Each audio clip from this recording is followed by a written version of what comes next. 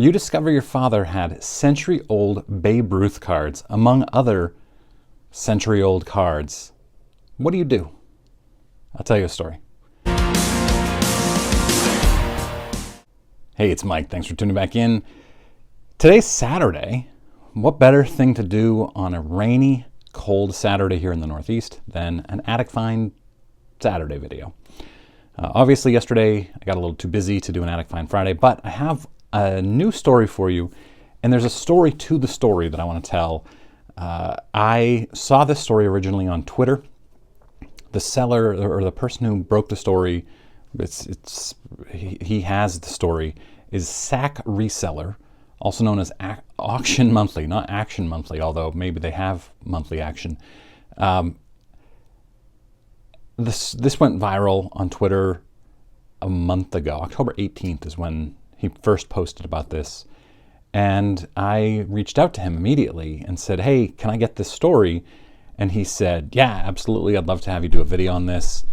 And he got busy. And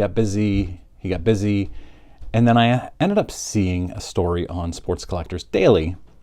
And I didn't recognize that they were the same story. So I was doing all this research on this Sports Collectors Daily story. And then I thought, I got like 3/4 of the way done with my research. And I thought, wait a second, I saw this same card on a post recently. Where did I see that? And I discover it's the Sac Reseller. So I got impatient. My fault, not his. If Sac Reseller gives me some more details, I would love to get them still or do an interview.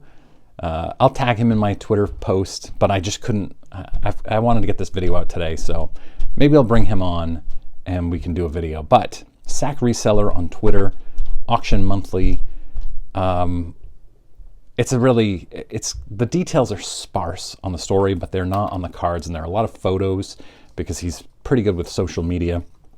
So in late September, a man called Sac Reseller saying that he calls him an older gentleman, said that he had a tin box with old cards that he had inherited from his father some 30 years ago.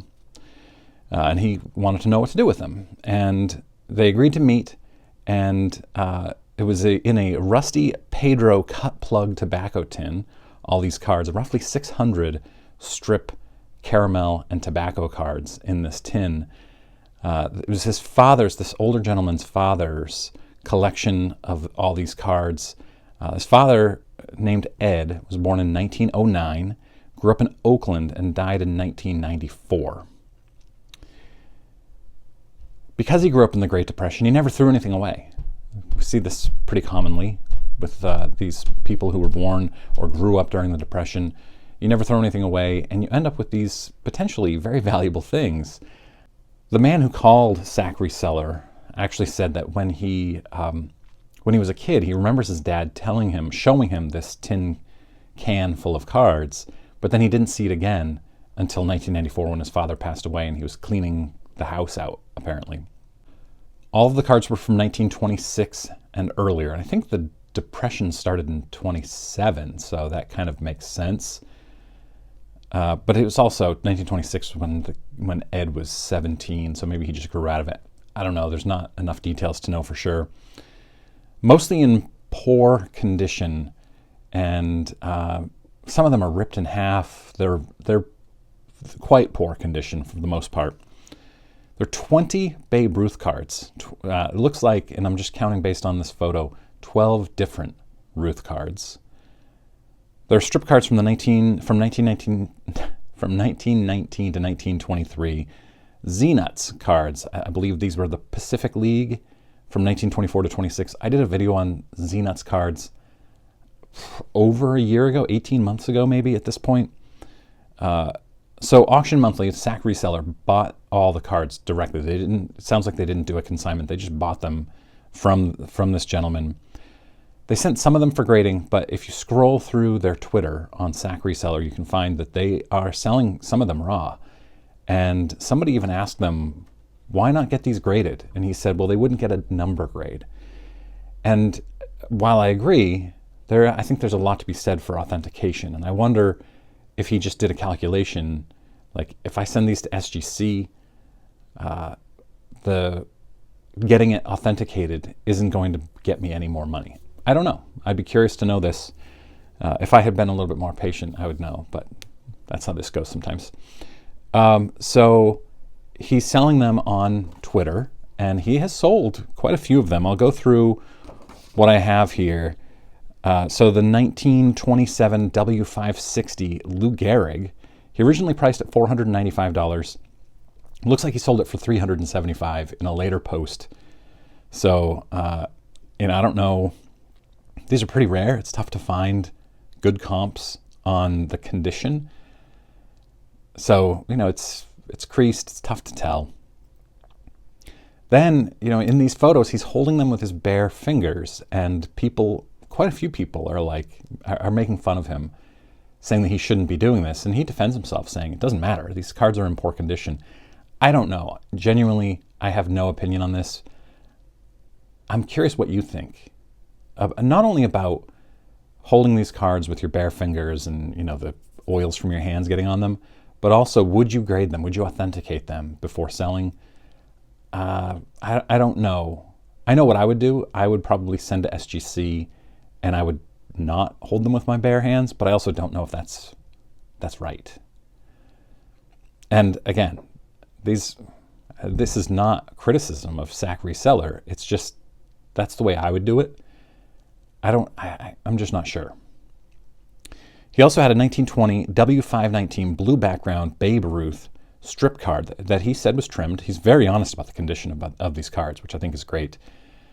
That he listed at $3,400 and it sold. I don't know how much it sold for, but you got to think it was close to $3,400.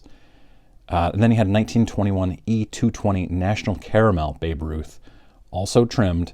He listed at $6,550, sold. He had a 1922 American Caramel E121 Ruth, also trimmed, that he listed at $4,450, $4,450, not $44.50, that he sold. So just based on these 4 cards, he's made $12,000. I don't know what he paid for the whole amount of the 600 cards, but he's done pretty well there. And then the other ones that I can kind of make out, or that were listed in Sports Collectors Daily, but I don't see any record of them being sold yet or graded. I'm suspecting maybe he sent these off to be graded. So 1919 W514 Shoeless Joe Jackson, there are 70-ish in the PSA population. The last authentic one, which looked better than this one, sold for $8,400 a year ago. So it might be worth $6,000?